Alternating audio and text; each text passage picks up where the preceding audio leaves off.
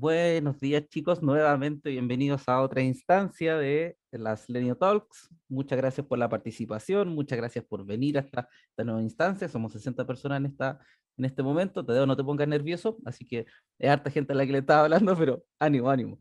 Eh, y esta charla tiene, como estábamos hablando antes, un título bien interesante, que es ¿por qué es más importante leer que programar? Ahí el enfoque que le va a dar Tadeo lo vamos a ir entendiendo de a poco, pero es súper importante ver esta charla y probablemente volver a verla una vez que uno necesite volver a repasar estas cosas. Así que muchas gracias por venir a esta instancia y Tadeo, todo tuyo. Genial, muchas gracias Cristian, muchas gracias Juan y a todas las personas que se han conectado.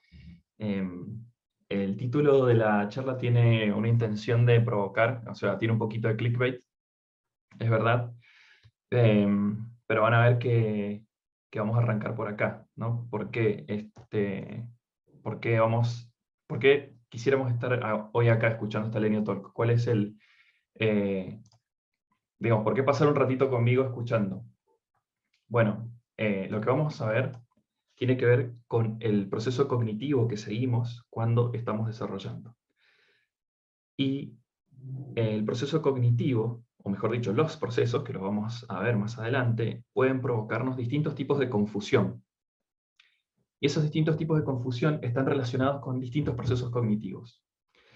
Entonces, esta línea talk les interesa escucharlas porque van a descubrir que hay compañeros que muy rápidamente son capaces de descubrir dónde hay que hacer la modificación con una lectura rápida. Dicen, listo, ya sé lo que hay que hacer. Y otros, en los que yo me incluyo, necesitamos un rato más. Necesitamos revisar un poco más el código. eh, Necesitamos que nos den una explicación más extensa. Nos toma un poco más de tiempo. Y hay una explicación para esto. Entonces, quieren escuchar esta Lenio Talk porque van a conocer qué pasa en su mente, ¿sí? Qué pasa cuando están leyendo código o cuando tienen que resolver un problema, y qué propuestas o sea, les voy a dar dos técnicas, una que desarrollé yo porque a mí me sirve, creo que les puede servir a ustedes, y otra que desarrolló un matemático. Así que vamos para allá. Bien. Como les decía, tenemos estos dos perfiles, ¿no? Que seguro todos nos hemos encontrado con algún compañero o compañera que te dice, sí, ya está, lo entendí, mirá, tenés que modificar este método, hay que optimizar alguna cuestión de la base de datos, tenemos un problema de concurrencia, qué sé yo, y uno está, sí, claro, claro, pero no porque no sea capaz de hacerlo, sino porque uno tiene otro proceso. Entonces también podemos enfocarnos desde los dos lados. Yo voy a tomar estos dos personajes. Esto va a ser, ¿por qué? Para que quienes tengan ese perfil mucho más diestro en el momento de la lectura entiendan que la otra persona tiene el mismo proceso que ustedes, pero con otros pasos. Y el que necesita una explicación más extensa va a entender por qué la otra persona va o puede ir más rápido. No es porque sí, no es porque tenga un superpoder. Hay una explicación psicológica a esto.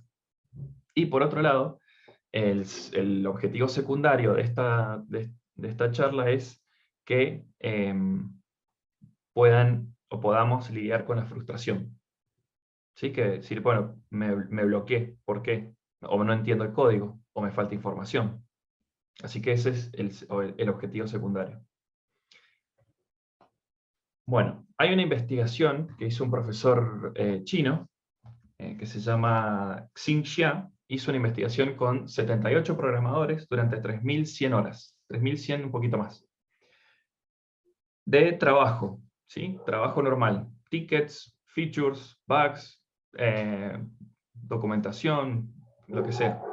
Y descubrió que esos 78 desarrolladores pasaban un 60% del tiempo leyendo antes de empezar a programar. Eso quiere decir que ya con esto tenemos la respuesta a la pregunta de por qué es más importante leer que programar. Porque ocurre, indefectiblemente, necesitamos hacer un proceso de interpretación para poder modificar el código. Y el proceso de interpretación ocurre cuando hacemos la lectura de un PR, de algún compañero, cuando leemos documentación, cuando estamos navegando el codebase del proyecto, o cuando estamos haciendo debugging en el navegador para encontrar un bug o revisar si podemos optimizar algo. En todos esos casos, y muchos otros más, vamos a encontrarnos con tres tipos de confusión, que son los que les mencionaba al principio. Y vamos a ver qué nos ocurre cuando leemos código y tratamos de entenderlo. Algo que no les dije. Esta presentación está construida alrededor de 3 libros. Piensa rápido, piensa despacio, de Daniel Kahneman. El cerebro del programador, de Felien Germans. Y Ladrando al árbol equivocado, que no tiene nada que ver con programación, pero ya van a ver que sí, que nos interesa. Entonces, vamos a ver qué nos ocurre cuando leemos código. ¿Qué pasa en nuestra mente? ¿Cómo funciona nuestro cerebro en ese momento?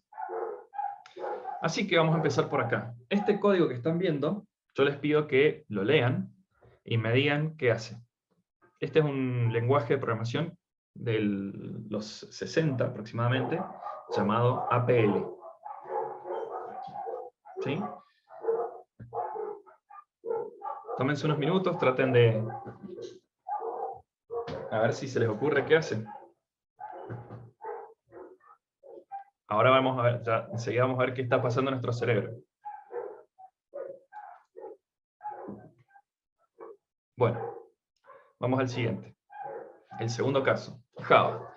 Elegí ejemplos de Java intencionalmente porque la mayoría de los devs que trabajamos en Lenio trabajamos más que nada con JavaScript o TypeScript. Si bien sé que tenemos compañeros y compañeras que están con backend, el fuerte es más que nada front. Entonces elegí Java, ya van a ver por qué. Es intencional. Entonces, ahora sí, tómense unos segundos para leer este código. A ver qué hace el código, qué se les ocurre.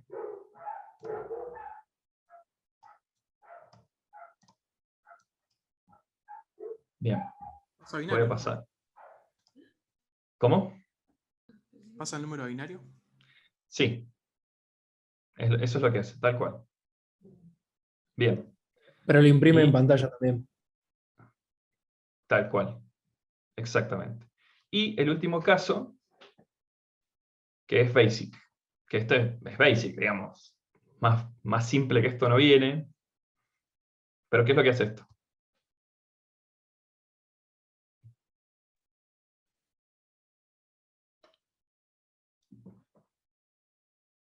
Como yo veo el dividido 2 y ya sé que lo está pasando binario, ¿no?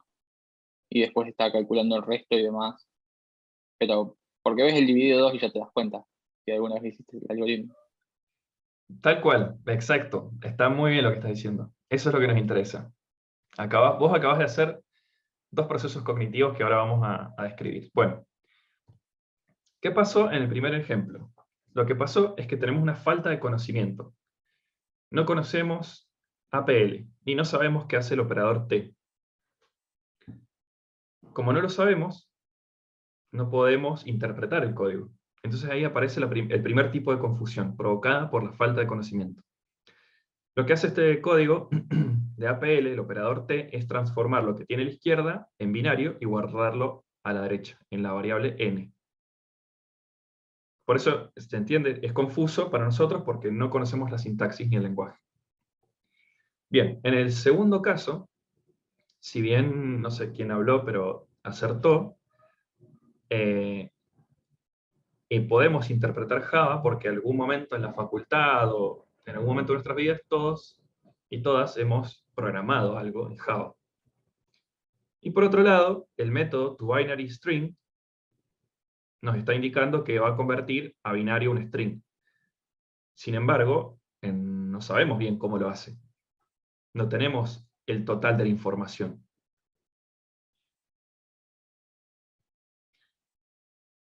Y en el tercer caso, como dijo Juan, él hizo otro proceso que conocía previamente la división por 2 y sabía lo que estaba haciendo. Ahora, si quisiéramos seguir el proceso de ejecución paso a paso, nuestra capacidad de procesamiento se ve saturada muy rápido. Vamos a tener que agarrar un cuaderno, un lápiz y empezar a anotar a los costados qué está pasando. ¿Se entiende? Bueno. ¿Qué es lo que pasó mientras leíamos esto? ¿Qué confusiones tuvimos? Y vamos a ver que las confusiones están relacionadas a procesos cognitivos específicos. El primer caso del ejemplo de APL está relacionado con la Long Term Memory. La Long Term Memory es aquellos sucesos, conocimientos y eventos que se vuelven permanentes en nuestra memoria. ¿Sí? Por eso Juan dijo A dividido 2.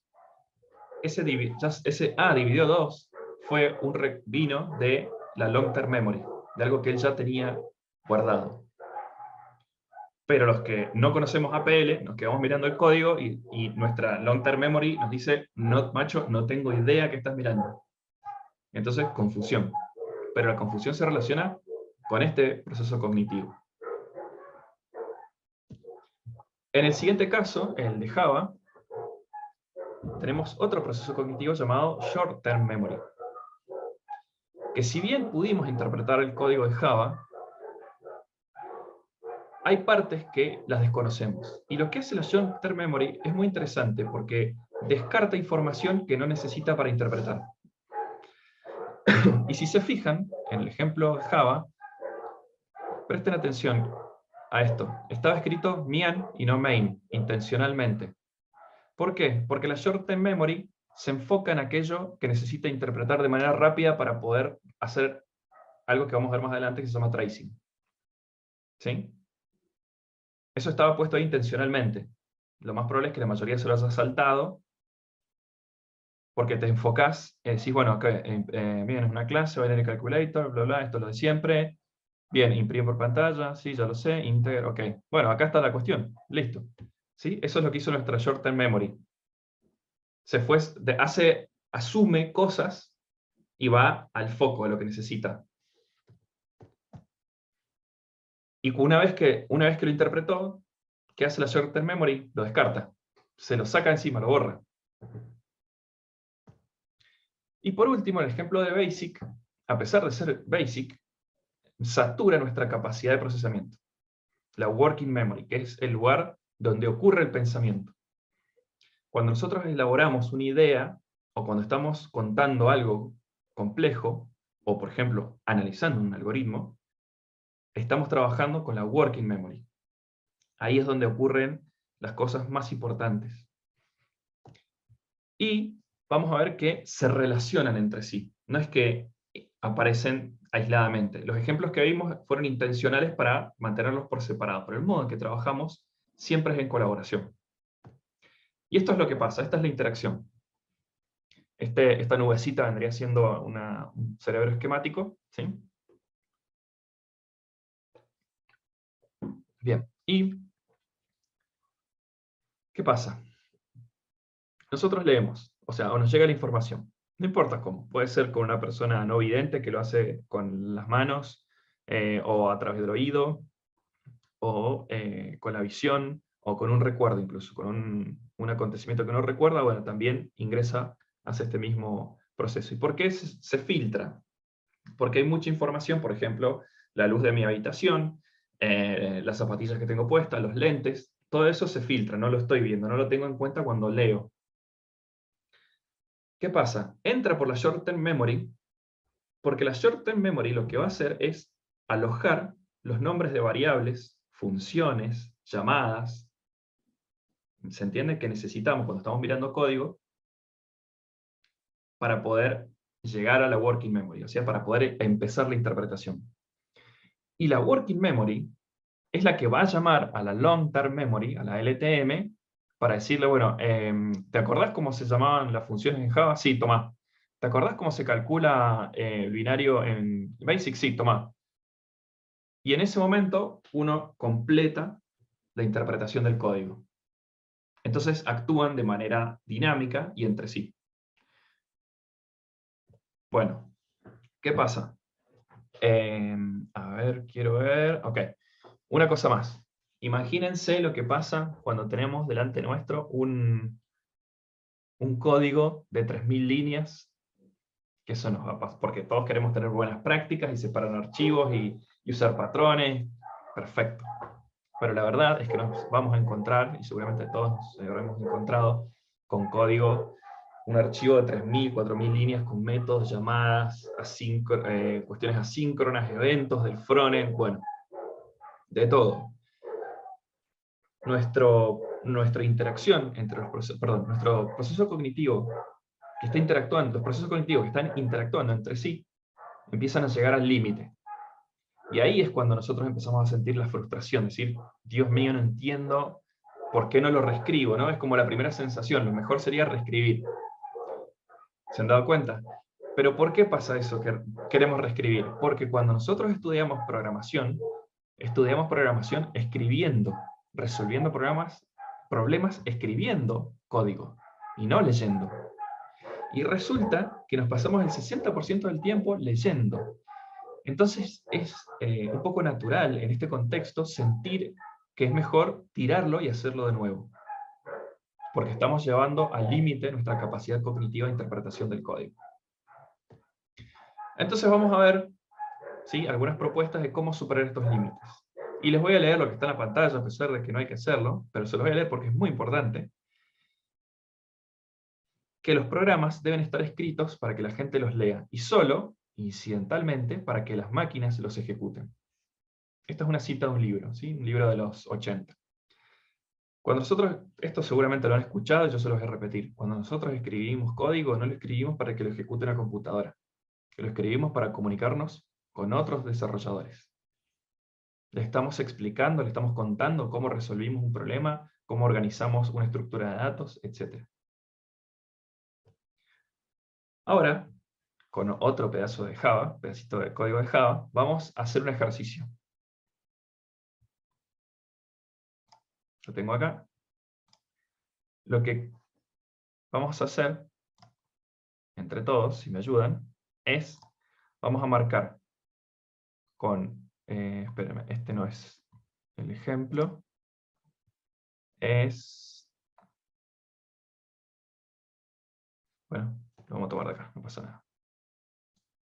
Vamos a hacer el ejercicio de descubrir dónde están nuestros distintos procesos cognitivos. Y se me perdió.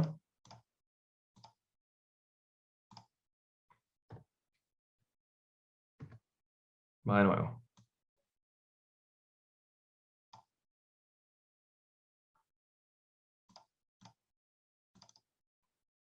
Acá está, perfecto. Bien, vamos a marcar con un color amarillo, ¿sí?, lo que pensamos que viene de la Long Term Memory, para ver si entendieron lo que les conté. Yo pienso que de la Long Term Memory viene esto, Public Class. Porque eso es básico de Java. Public Static Void Main, bla, bla, bla, esto también. Ya está, ya sabemos que viene de ahí. ¿Qué otra cosa puede venir de la Long Term Memory? La segunda línea. La tercera La línea segunda también. línea. La segunda, la tercera. Sí. Todo lo que son los keywords, digamos. Bien. Las palabras reservadas, más que otra cosa. Exacto. ¿Qué les parece el for? Un for, También. for clásico. También. Sí. Chao. Long term memory. O sea, como no vamos a poner tiempo de nuestra working memory para esto. Ya está, ya sé, es un for, vamos, sigamos. Acá hay una comparación, podríamos decir, bueno, vemos, esto me lo voy a saltar, acá empieza a haber algo raro. Bueno, vamos con la última línea. Este for es igual que el anterior, también lo puedo marcar, listo, ya sé cómo viene la mano. Y esto es un system out normal, vamos a imprimir el arreglo. Listo. Ahora voy a marcar con blanco lo que ocurre en la short term memory. Bueno, el nombre de la clase, ¿verdad? Insertion sort nos está indicando qué hace. el argumento que recibe, aunque lo podríamos haber marcado como de long-term memory, en general, como un programador experimentado dirá, no, fíjate porque pueden venir más argumentos. A mí se me habría pasado el detalle. Pero a una persona con más experiencia me hubiese dicho, fíjate, a veces los argumentos pueden ser distintos en el método main. Los datos del arreglo, necesitamos recordarlos para interpretar el algoritmo. Este for, y acá viene la parte más jugosa del código. Toda esta parte de acá. Todo esto lo tengo que mantener en mi short-term memory para poder interpretarlo. Sin embargo, este for de acá, el segundo, no es tan complejo. Porque si se fijan, lo que está haciendo va de I hacia J. Entonces, si I es 2, J tiene que ir de 2, hacia 0. Entonces va a recorrer al revés. Con una lectura rápida, ya está, me lo puedo sacar de encima. Y ahora vamos a marcar con otro color, ustedes me dirán si están de acuerdo con lo que voy marcando, que es dónde ocurre el pensamiento más intenso. Yo creo que estaría ocurriendo desde el if para abajo. Acá está la parte crítica de lo que tenemos que interpretar. Se tapó un poquito, pero bueno. ¿Por qué les digo esto? Porque una vez que nosotros interpretamos que esto es un algoritmo muy simple de insertion sort, si yo les pido que lo hagan al revés, que inviertan el algoritmo, que no lo ordenen de menor a mayor, sino de mayor a menor, con el trabajo que hicimos, identificando los distintos procesos cognitivos que ocurrieron cuando lo leíamos, nos va a resultar mucho más fácil modificarlo. ¿Se entiende?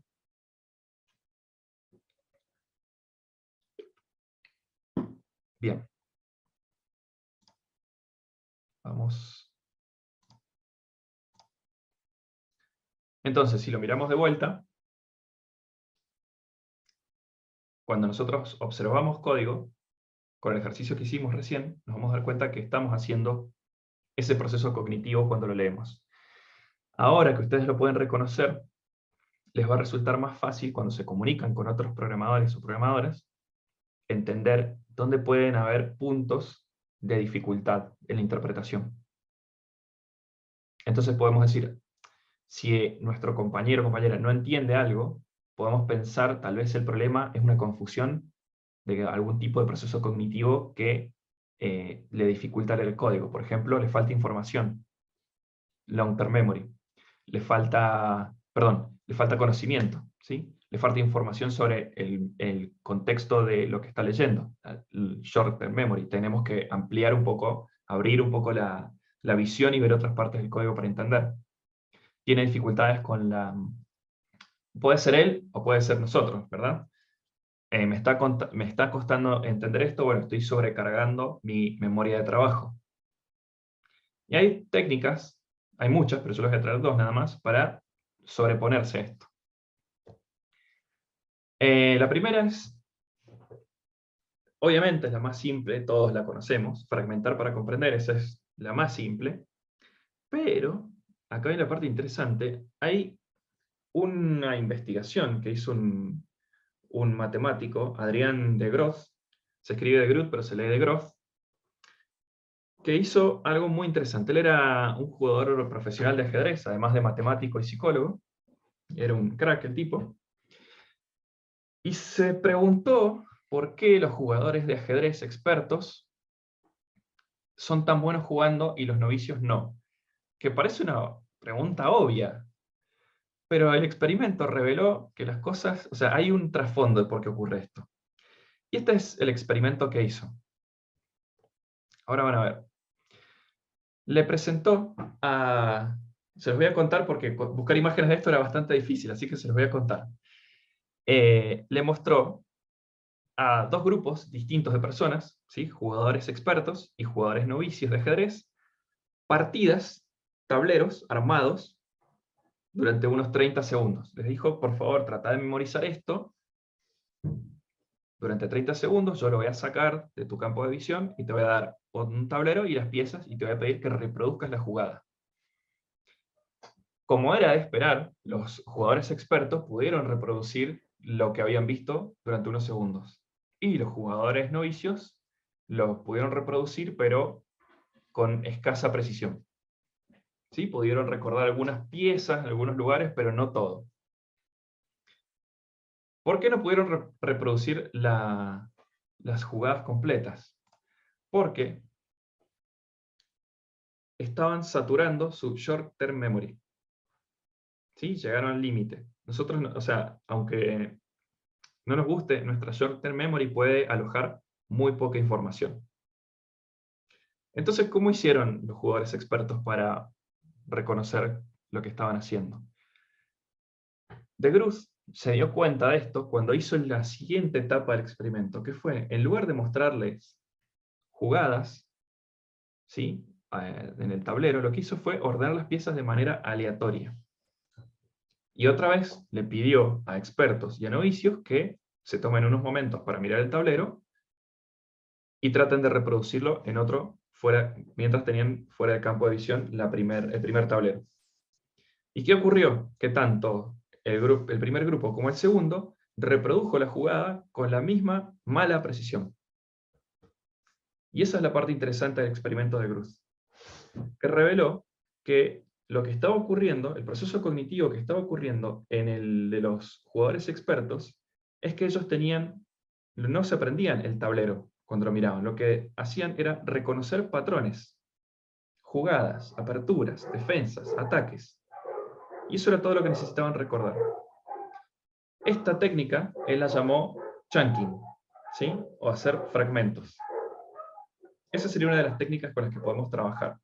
Entonces, cuando nos encontramos con una dificultad en la que el código no nos está ayudando para entender, probablemente estamos saturando nuestra capacidad, nuestra short-term memory, y no le damos la posibilidad a nuestra memoria de trabajo que empiece a hacer el tracing. ¿Y qué es el tracing? El tracing, que es lo que nosotros hicimos con esto, el tracing es leer y ejecutar al mismo tiempo. El tracing es el proceso que involucra a los otros tres. Entonces, los jugadores de ajedrez expertos lo que hacían era enfocarse en el tracing, más que en recomponer la jugada. Entonces, no sé si se llega a entender lo que quiero decir, que podemos relacionar cuando tenemos una dificultad para entender el código, que estamos saturando nuestra capacidad para ver lo que está ocurriendo, porque hay tanta información y está ordenado de una forma que es desordenada para el código, que nos satura la short-term memory. Entonces, lo que dice de Groot, se pueden sacar dos conclusiones de acá. Es que para poder interpretar en este caso un tablero de ajedrez o un código, tenemos que tener conocimientos previos, o sea, tenemos que recurrir a la memoria de largo plazo, porque es la que nos facilita la interpretación, la hace muy rápida, así como hizo Juan recién. Claro, dividido a 2 pasa esto, ¿sí? Y le facilitó la comprensión. Y por otro lado, los jugadores inexpertos, lo que pueden hacer es empezar a estudiar las jugadas. Es súper importante conocer previamente patrones, buenas prácticas, y aprender a decir, bueno, esta parte del tablero, acá está ocurriendo un enroque de tal tipo, acá hay un ataque, acá está tratando de ejecutar una defensa. Este proceso es el más difícil porque lo tenemos que hacer de manera consciente y voluntaria, hasta que logramos hacerlo natural en nuestra forma de leer el código. ¿Sí? ¿Qué sería? Sería este proceso, cada vez que yo les sugiero que a partir de hoy, cada vez que miren código, piensen qué está ocurriendo en su mente. Que piensen, ¿esto viene de la long-term memory? ¿Esto lo acabo de aprender y lo tengo en la short-term memory? ¿Me habré sobrecargado la working memory? ¿Sí? Y se lo sugiero hacer para que trabajen la frustración. De decir, a ver, no me tengo que frustrar, porque esto es lo que está pasando en mi mente. Este es el proceso cognitivo que está ocurriendo, y como dice de Groot, puede que mi long-term memory no tenga suficiente información, suficiente conocimiento para poder interpretar la información. O puede ser que no estoy conociendo por completo el contexto. O como no tengo suficiente información, patrones, buenas prácticas, cómo funciona el proyecto previamente, voy a tener que saturar la short-term memory. Y ahí nos frustramos, y ay, Dios mío, no entiendo nada. ¿Sí? Bueno. Entonces, bueno, para concluir, como les decía, de Groove descubrió que los jugadores expertos lo que hacen no es recordar todo el tablero, pieza a pieza, sino que reconocen fragmentos y los pueden relacionar con cosas que ya conocen, que son esto, jugadas. Nosotros podemos hacer lo mismo con patrones. Acá dejé la tapa del libro de diseño de patrones, que es un clásico. Obviamente que los ejemplos que trae son para el backend, pero sí existen muchos, como deben conocer, para el front. Bueno, esa sería la primera técnica. Y ahora, una sobre la comunicación.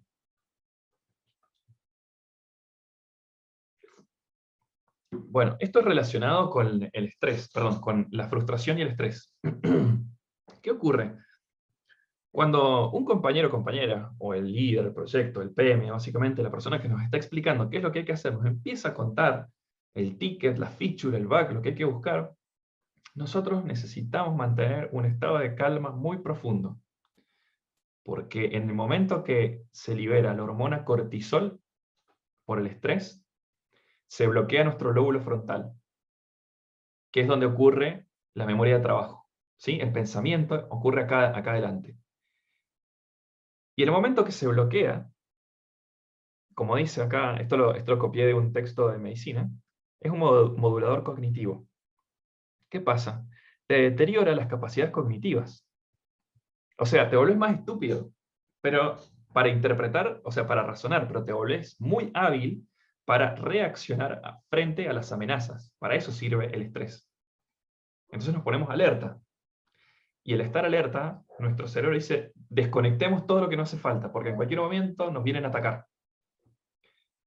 Entonces, cuando nos estamos comunicando con alguien, tengamos en cuenta que su frustración por los procesos cognitivos que vimos antes, lo puede llevar a una saturación de la hormona cortisol y le va a impedir más todavía interpretar lo que le estamos contando. ¿Y cuál es el problema de esto? Que el deterioro que provoca el cortisol en nuestra capacidad cognitiva toma varias horas para que disminuya. Porque es una saturación, es un pico de una hormona, y bueno, va a quedar dando vueltas por ahí, aunque le digamos calmate, no pasa nada. Bueno, les habrá pasado en la facultad, que cuando están rindiendo una materia y entran en pánico, se bloqueó, se nos bloqueó la mente y se nos bloqueó. Bueno, es por eso, porque el cortisol está actuando en nuestro cerebro y toma un tiempo para la desintoxicación. Entonces, esto más bien no es tanto una técnica, sino un llamado a atención para cuando nos comunicamos. Pensemos, tanto los que estamos escuchando como los que estamos comunicando, que podemos afectar su estado de ánimo y por lo tanto su capacidad cognitiva en el modo en que nos comunicamos. Entonces, si queremos resolver algo rápido, hay que razonar lentamente. Es contradictorio, pero nuestro cerebro funciona así, porque nuestro trabajo como desarrolladores es intelectualmente intensivo. Entonces necesitamos un estado de calma para evitar el estrés y que decaiga nuestra capacidad cognitiva. Y por otro lado, esto es de mi experiencia. ¿Cuál es el tema? Cuando nosotros entramos en un proyecto, no lo hacemos al principio, en el primer sprint, o al principio del ciclo de vida del proceso unificado. Nosotros caemos en cualquier momento. Aparecemos en el proyecto porque nos gustó la idea, no sé. Y ya viene desarrollándose esto. Entonces hay mucha información que deberíamos tener en la LTM y no está presente. Entonces nos pasan un ticket y nos dicen, mirá, tenéis que modificar la funcionalidad de este botón que cambia la llamada por esta API. Y ahí, ¿qué nos va a pasar? Nos vamos a sentir perdidos porque nos falta información. Y por mi experiencia, yo me inventé esto, que es una pirámide invertida del conocimiento. Y acá van a ver, esta es mi propuesta, que mientras más arriba vamos, más importancia hay en la confianza del conocimiento. Y mientras más abajo vamos, no necesitamos dominarlo por completo. Pero resulta que nosotros trabajamos acá, en la última, en la de más abajo. Entonces, si estamos mirando el código y no entendemos algo, lo que podemos hacer es ir al nivel de arriba. Y decir, a ver, me falta información, mi short-term memory no tiene suficiente información o la información correcta. Entonces me voy a mirar otros componentes, o flujos de datos, o servicios, ¿sí? O error handling. Si eso no es suficiente, paso al nivel siguiente. Miramos la arquitectura, el lenguaje, los patrones que se han usado, los frameworks. Y si eso no es suficiente, si sigo teniendo dudas, voy al último nivel, que es hablar con el cliente, decirle de qué va tu aplicación.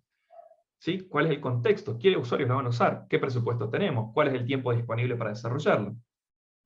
Y les voy a contar un caso que nos pasó con nuestro cliente actual, en el que teníamos que hacer una migración de código donde el archivo era un archivo escrito, era una funcionalidad que estaba escrita con AngularJS, y eran aproximadamente unas 6.000 líneas de código, y era tan compleja la migración que hasta el mismo cliente se sentó con nosotros a darnos una mano para poder interpretarlo. O sea, nosotros estábamos en este nivel, acá no teníamos problema, más o menos se entendía. La arquitectura no nos interesaba tanto porque era básicamente migrar una funcionalidad. El lenguaje se resolvía porque AngularJS, de última, bueno, te enojabas un rato, se te pasa y decís, bueno, ya está, hay que trabajar igual, aunque sea AngularJS. Y llegamos al último nivel, que incluso nos pasó con el mismo cliente. Como era tan compleja la funcionalidad que había que resolver, que cuando el cliente nos dijo, ¿saben qué? Les voy a explicar de qué va esto. Este formulario, perdón, lo necesitamos porque si el empleado vive en Florida, pero trabaja en New Jersey, necesita información que va a depender de la tarea. Entonces tenemos estado de donde vive, estado donde trabaja y tipo de tarea. Y ahí el código se empezó a hacer mucho más claro, cuando nos explicaron el negocio y el contexto. Desde entonces entendimos por qué habían elegido esa arquitectura. Nosotros después pudimos discutir, la verdad que no es la mejor, o no es un buen patrón para resolver ese problema. Y después entendimos, mirando el código viejo que había que migrar, cuál era el flujo de datos, que era fundamental. Y el ámbito del problema se volvió clarísimo. ¿Se entiende? Entonces, cuando nosotros entramos en un proyecto, poco a poco vamos a ir formando esta pirámide, en el sentido de que tenemos mucha seguridad de que entendemos el negocio, el contexto, el presupuesto, hemos hablado con el cliente, sabemos lo que quiere, a dónde quieren llegar. Después, más a un nivel técnico, entendemos la arquitectura. Todo esto lo digo como que, imagínense que bien arriba, acá, es long-term memory, estas dos partes. Fundamental. Esto lo tenemos que dominar si queremos ser buenos en nuestro proyecto. Y del segundo nivel por abajo, lo podemos trabajar en la short-term memory, o sea, con una mirada rápida, nos ordenamos, la brújula se orienta rápidamente. Por eso, es lo que yo he interpretado, escuchando a otros compañeros con mucha más experiencia, que tienen esa capacidad, que saben, que conocen bien las capas de arriba. Entonces miran el código y ya se ubican, ¿sí? Hacen esa fragmentación inmediata y llegan al punto que necesitan interpretar. Y así, esta es mi otra propuesta, así.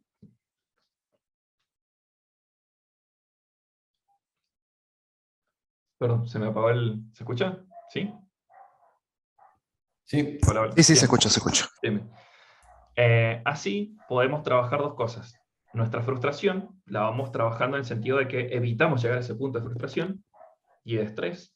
Y por otro lado, tenemos un pequeño mapa para comprender cómo los otros programadores más expertos entienden las cosas. Así lo he comprendido yo. Pero si ustedes se fijan, lo que están viendo acá en realidad es el ciclo de vida del software hecho pirámide. ¿Se entiende?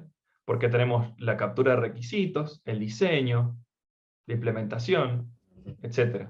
Pero este es el momento en que uno cae con paracaídas del proyecto en el sprint 24. Entonces yo digo, uff, pero toda esta información no la tengo en mi mente. Bueno, no te preocupes, anda de a poco, recomponiendo, trata de formar tu long-term memory de esta manera. Bueno, entonces, para concluir, ¿por qué es más importante leer que programar? Como les dije al principio, porque involucra un proceso cognitivo, que sería una interacción que puede saturar nuestra working memory, como pasó con el ejemplo de BASIC. Podemos no tener insuficiente información, como pasó como el ejemplo de APL, o nos pasó a nosotros con el caso de este formulario tan complejo, o un problema de short-term memory, porque no conocemos suficiente la sintaxis o los tipos de patrones que se están usando. Así que, para concluir, esa es mi conclusión, que es súper importante, lo he encarado de esa forma, para tratar de superar mis propias dificultades al momento de leer, es entender que más que programar, hay que hacer una elaboración personal, es decir, comprender mi proceso cognitivo, para saber que si yo quiero llegar a programar correctamente, necesito haber pasado por esas distintas etapas, evitar la confusión y empezar a programar. Así que bueno, eso es todo de mi parte. Muchas gracias. Muy, muy buena charla, Tadeo, la verdad. Genial. Yo quería decir una cosa antes de pasar a las preguntas. Cuando diste el ejemplo del ajedrez, de esto de que los maestros lo que hacían era aprenderse ciertas como posiciones y demás, y como la forma de llegar a esa posición, imagino como que se tratan de interpretar eso de cómo llegarlo, ¿no? Era algo que me pasaba a mí en la universidad, por ejemplo, que yo no me aprendía las respuestas a los problemas o, digamos, yo estudiaba física, entonces no me aprendía la matemática, digamos, tengo que aplicar esta fórmula para resolver esto, sino que me aplicaba como el proceso para desarrollar la fórmula y entonces era más fácil que acordarse la fórmula en sí, porque después era como que usabas el mismo proceso para desarrollar cualquier fórmula. Y era más o menos venía de la misma red. Sí. No sé si alguien quiere hacer un comentario, se sintió identificado con lo que conté. Y sí, por lo menos lo último que comentaste de la pirámide, creo que Sí, sí. lo practiqué y me funcionó en una migración también de Angular a React, que básicamente pasamos un mes redactando las historias como si fuésemos los de business y pudimos llegar a resolver el problema porque el flujo era bastante complejo. Sí, lo que a mí me había pasado, por ejemplo, era que trabajaba en un proyecto en el que manejábamos muchísimos formularios, que tenía una carga demasiado grande de reglas de negocios, digamos, y nosotros sí o sí necesitábamos entender las reglas de negocios, si no, no podíamos trabajar directamente en los formularios porque podíamos resolver todos los problemas de, por ejemplo, de un campo específico, pero ese campo nunca estaba solo, digamos, y las reglas de negocios te determinaban exactamente cómo tenía que funcionar y los cálculos que tenías que hacer, y si no lo conocías no podías resolver los problemas pequeños, digamos. O sea, el ámbito del problema en este caso nunca era solamente el ámbito del problema, digamos. A eso hoy. Era, o sea, podíamos resolver un cálculo específico en un campo, pero eso iba a afectar muchos otros campos, digamos, y era como que hacía un spilling del problema por varios lugares, y para entender eso, o sea, para poder resolver todos los pequeños ámbitos, sí o sí necesitamos ir a las reglas de negocio, digamos. Así que sí, súper identificado con eso. ¿Y qué me dicen? Muchas gracias. ¿Qué me dicen de los procesos cognitivos? ¿Los pudieron identificar? ¿Se dieron cuenta en algún caso que les haya pasado? Bueno, yo no sé si tiene mucho que ver, pero cuando, por ejemplo, tienes un problema que tu cerebro libera esa hormona que como que te vuelve más tonto y tú sigues pensando y forzando tu teléfono, iba a decir, tu cerebro, eso podría crearle la migraña, el dolor de cabeza que uno tiene a veces porque está saturado y dice, wow, bueno, pues me ha pasado últimamente, a Sí. veces con los proyectos que estoy manejando. Sí, por eso es importante saber que nos ocurre esto, que es un modulador cognitivo, ¿sí? Que modifica la forma de interpretar. Entonces, si nosotros detectamos que nuestro compañero o compañera está entrando en ese momento, no sigamos o tratemos de bajar los niveles para que ese pico de estrés no sea muy alto y el tiempo de recuperación de la intoxicación de la hormona sea el más breve posible. Bájale a tu cortisol, güey. Sí.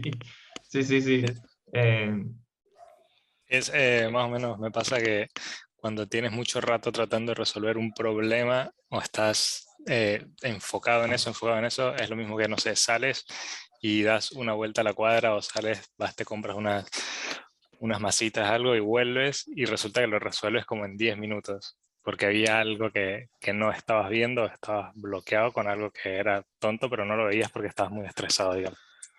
Sí, Yo tal creo cual. que Sí, perdón.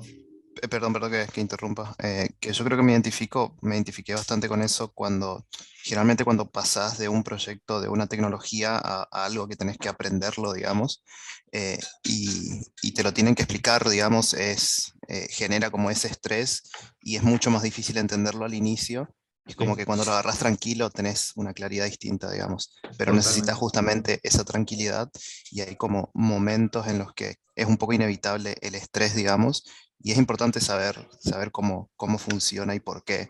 Y por qué pasa así, digamos, también como para asegurar una tranquilidad y un bienestar, digamos, de que no son cosas imposibles, digamos, sino que puede ser que estés estresado en un momento nomás, digamos. Tal cual. Sí. Pregunta. Perdón. No, dale.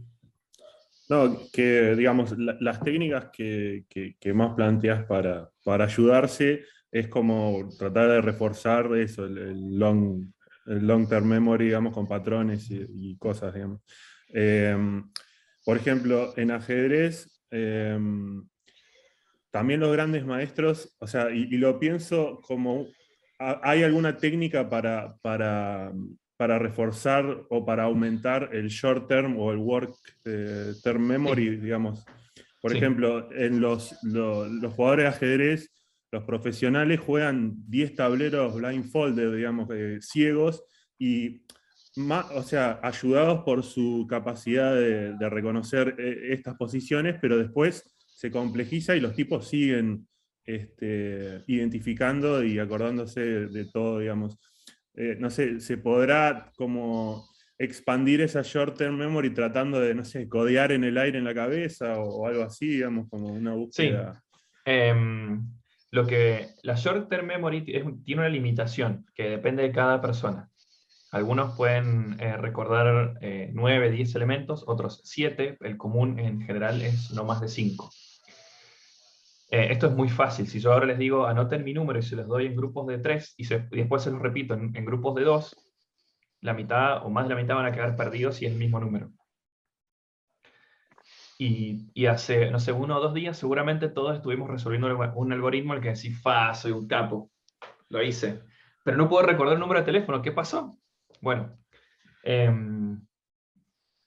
lo que está ocurriendo ahí, esto es un tema muy largo, ¿sí? Yo me enfoqué en las primeras partes de los libros que les he comentado, pero sí, exactamente existen técnicas en las que vos podés hacer como un overcome de tu short-term memory y encontrar técnicas para recordar. Y un poco viene siendo el contexto, cómo lo puedes fragmentar, cómo podés decir, esta información en realidad no es necesaria. O puede pasar que la información que estás leyendo, esto es muy común cuando programamos, está expresada de una forma que no nos ayuda. Por ejemplo, el gran problema de nombrar variables y funciones. ¿Sí? Ese suele ser un problema bastante grande porque en realidad cuando nosotros le damos, esto lo dice uno de los libros, ¿no? Cómo funciona el cerebro del programador. Dice, cuando nosotros estamos leyendo código, vamos a tener un momento como de intenso trabajo cognitivo cuando leemos el nombre de una variable. O podríamos tener baja carga cognitiva, que este es un concepto que no quise meter ahora, pero el concepto de sobrecarga cognitiva es cuando el proceso de tracing, que hicimos mientras leíamos el código, de leer y ejecutar, el proceso de tracing está al límite. Y puede estar al límite si, por ejemplo, yo les muestro este otro ejemplo. ¿Sí?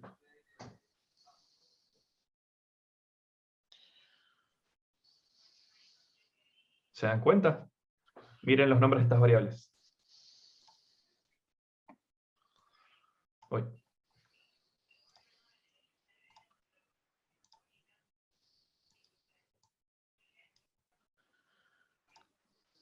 Esto. Esto.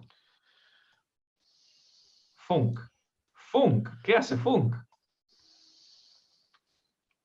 ¿Qué hace esto? ¿Sí? Bueno, ahí estamos con un problema en el proceso de tracing. Estamos al límite. Entonces, lo que vos decías es, si bien no hay una forma en la que vos cognitivamente, tomando una vitamina o algo, tengas más neuronas disponibles para eso, lo que sí podés hacer es modificar el código en el sentido de buscar nombres de variables, cuando lo estás escribiendo, ¿no? Cuando nos vamos a comunicar en el tiempo a través del código, pensar en eso, facilitarle lo máximo posible, no hacer esta cochinada. ¿Sí? Hacerlo de una forma en la que la variable tiene el nombre que yo la leo y la describe. Por eso es tan importante. Es más, es tan importante darle nombres a las cosas que, si ustedes se fijan, el mito hebreo de la Biblia, en el Antiguo Testamento, la primera tarea que tiene Adán, ¿cuál es? Ponerle nombres a las cosas. A las cosas. Eso es lo que le dice Dios. Le dice, bueno, mira, yo hice todo esto, ¿sí? Pero la verdad que no me voy a poner a darle nombre porque no, ya eso ya... Hacelo vos, hacelo vos. Bueno, ese es un problema histórico, ¿no? Digamos, hasta está dentro de los mitos religiosos. Y hay libros enteros, como por ejemplo este, que se los súper recomiendo, Clean Code, donde tiene capítulos dedicados a darles nombres a las funciones de las variables. Y hay técnicas para eso. Entonces, una de las formas de hacer un overcome de la short-term memory es nombrar adecuadamente las cosas.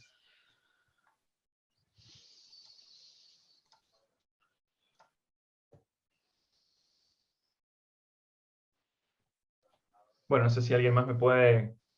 ¿Qué diría? Porque es más importante leer que programar. No, yo tengo una pregunta. ¿Me escuchan? Sí. Sí. Sí. Quería el tema del filtro. ¿La long-term memory afecta al filtro? Porque a mí yo detecto que muchas veces el primer filtro cuando leo algo, se me escapan cosas. Y que después los vuelvo a leer en una segunda leída y digo, ¿cómo puede ser que esto no lo haya leído antes? Ese filtro perceptivo que a veces hasta es inconsciente, me pasa. ¿Cómo se entrena? ¿Cómo se mejora? Mira, dame un momento que te quiero mostrar algo.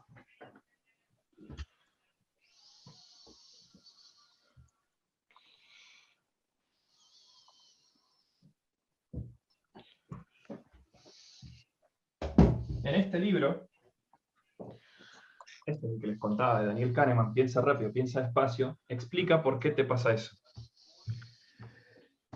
Y eso ocurre porque cuando vos estás leyendo algo novedoso, o algo que te requiere de atención, lo que va a ocurrir con tu filtro en realidad es que va a asumir cosas y va a descartar otras. Y esto es muy interesante lo que cuenta Kahneman en el libro. Dice que mucha gente que se dedica a los procesos cognitivos intensos, como los programadores, por ejemplo, tienden a asumir información de manera equivocada. Y dice algo muy divertido. Dice, suelen tener posturas políticas bastante cerradas. ¿Por qué?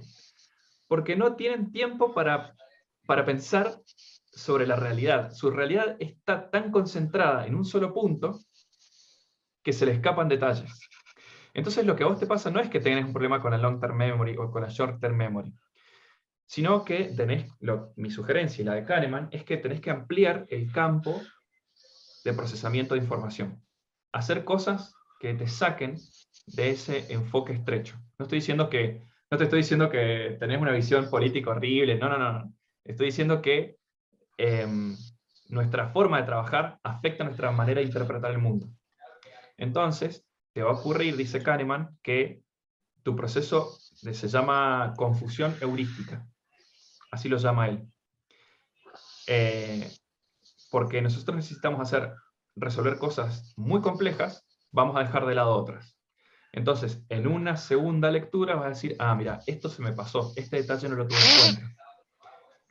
Mi sugerencia personal es lo que te recomiendo hacer si estás leyendo algo, por ejemplo, un texto, es seguir leyéndolo hasta por lo menos la página 60-70. Aunque no lo hayas entendido, pero este es mi punto.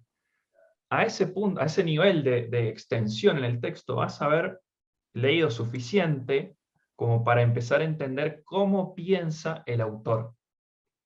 Y ahí lo que vas a lograr es superar esa interpretación y que uno hace como desarrollador, como que, ah, listo, vamos rápido, vamos. No.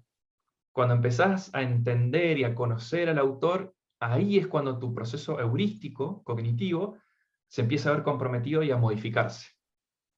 Entonces la sugerencia es seguir leyéndolo y entender que te está ocurriendo eso. Eso es lo que dice Kahneman. Podés estar de acuerdo o no, que a mí me pareció interesante. Otra duda es que con el idioma pasa exactamente lo mismo, ¿no? Sí, Hablar inglés. De hecho, bueno, no tengo acá, ya no iré a buscarlas, pero yo estaba estudiando japonés y me hice las tarjetitas para aprender los hiraganas. Y me di cuenta que lo mismo podríamos hacer cuando estamos estudiando una librería. Por ejemplo, la NGRX o RxJS, que tiene muchísimos patrones. Y es observable para acá, subscriber para allá, subscriber behavior, un despelote, decís, Dios mío, esto no lo voy a aprender nunca. Bueno, resulta que en el libro de cómo funciona la mente del programador, la autora dice, en realidad tu mente está funcionando como si aprendiera un lenguaje totalmente novedoso. Es el mismo proceso cognitivo. Y te sugiere usar tarjetitas, las flashcards, donde vos te notás, bueno, el patrón behavioral subject, te lo escribís de un lado y cómo se aplica, y del otro la explicación. Y después después haces la tarjetita sin nada del otro lado. Lo mismo podrías hacer con el francés, por ejemplo. Te anotás frases enteras en francés y las tratás de decir. El proceso cognitivo es el mismo.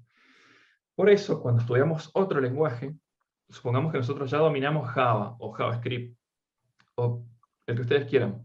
El siguiente es más fácil de aprender porque nosotros estamos recurriendo a la long-term memory y pasamos directamente al filtro. Estamos haciendo este cortocircuito. Entonces, la memoria heurística, que es lo que vos decís, esto me lo olvidé, lo que está haciendo en ese momento, podemos tomar ventaja en realidad, eso quiero decir, podemos tomar ventaja de nuestra interpretación apresurada. Y eso es lo que nos pasa cuando nos dan un lenguaje nuevo de programación, y como ya conocemos otro, estamos asumiendo cosas. Entonces lo que llega a la short-term memory ya viene filtrado. Ya está, ya entendí, sigue. Ah, bueno, la sintaxis es así, sí, se parece a esto, pero se diferencia con lo otro. Perfecto, seguimos. Entonces, si bien por un lado, dice Kahneman, puede ser un problema, la profesora Germain del otro libro dice, pero también puede ser una ventaja para aprender lenguajes mucho más rápido.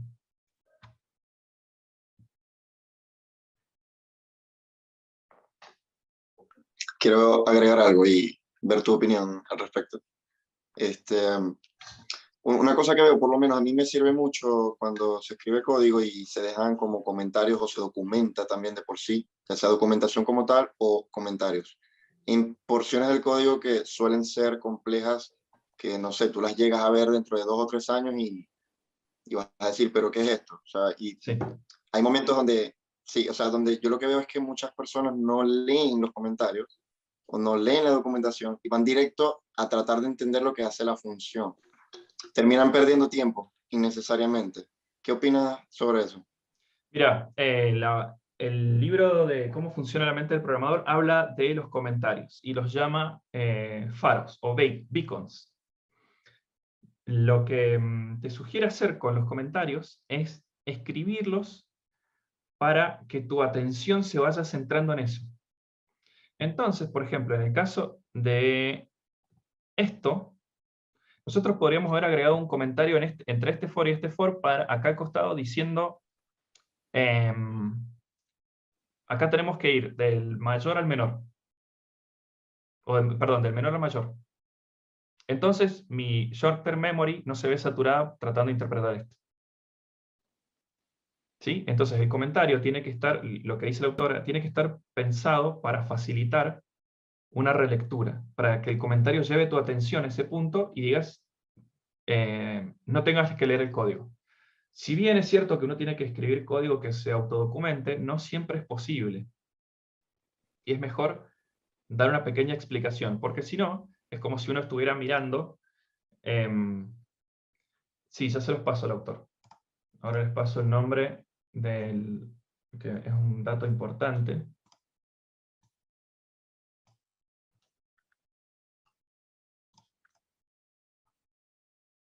Y el nombre del libro es este.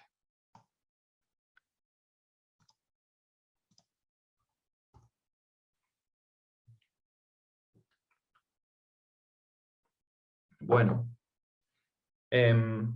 si ustedes ven un código muy complejo, es como si estuvieran leyendo un cómic donde los superhéroes se están reventando a golpes con los villanos, lo abren al cómic y ven eso.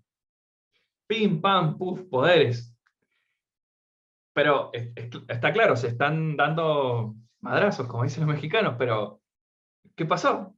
Pero si ahora agregamos un globito, que sería un comentario, porque te llevaste, no sé, mi espada poderosa, o yo qué sé, algo así, listo, es por eso.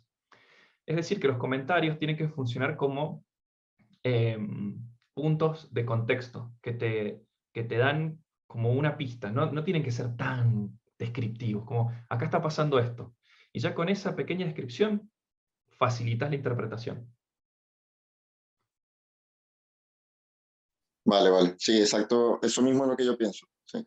Pero quería ver por lo menos las personas que a veces no, como que no lo ven o no lo leen, qué se puede hacer para como impulsarlo un poco a eso. Además Mirá, de simplemente sí. comentar. Daniel Kahneman, en el libro Piensa rápido, piensa despacio, te dice, lo que podés hacer es decirle a esa persona, presta atención. Así. ¿Por qué? Con solo decir, che, presta atención, le estás diciendo, baja un nivel en tu proceso de tracing, de interpretación y ejecución,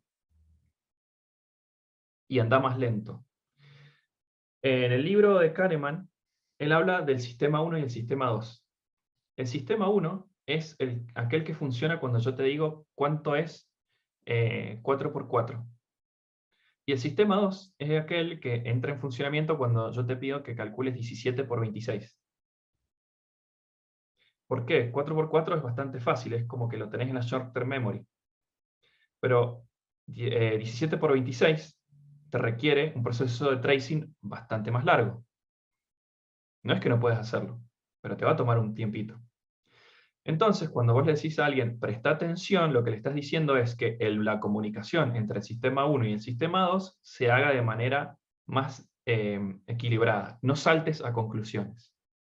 Porque el sistema 1 hace eso y está bien. Tenés que saltar a conclusiones rápidamente, que es lo que hicimos con la short-term memory, para poder interpretar código. Pero el sistema 2 se pone en funcionamiento cuando necesitamos interpretar, por ejemplo, el código de BASIC. Tenemos que ir más despacio. Entonces lo que te sugiere Kahneman es decirle, no te guíes solamente por el sistema 1, que es el que va rapidísimo. Pensá un poco. Fíjate lo que está pasando. Porque se te pueden estar pasando detalles. Vale, perfecto. Tenemos la mano levantada de Nico Cohen. Sí, iba a decir algo parecido, algo relacionado. Como que es importante hacer que la persona vea algo que no está acostumbrado a ver, porque eso hace que como que no lo reconozca como algo que ya sabe, digamos, y le preste más atención. Por ahí con algún comentario medio extraño o algún símbolo, algo del estilo.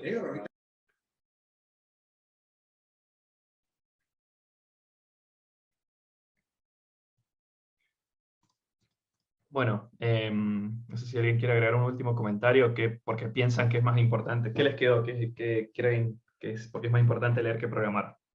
¿Qué piensan del proceso cognitivo?